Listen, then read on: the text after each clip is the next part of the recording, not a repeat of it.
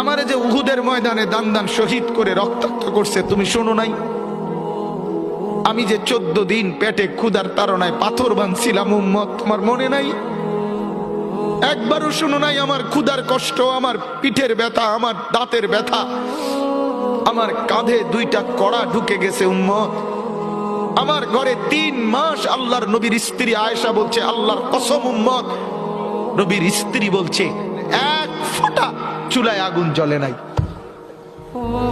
নওজোয়ান আপনারা বলেন বাপ, আজকে যাদের 1 বছর 6 মাস 2 বছর কোনদিন ফজরের নামাজ পড়েন না, দিনের পর দিন রাতের পর রাত যায়, এভাবেই 6 মাস, এভাবেই 1 বছর, এভাবেই 2 বছর, আপনি জানেনও না ফজরের ওয়াক্ত হয় কখন, ফজরের জামাত হয় কখন।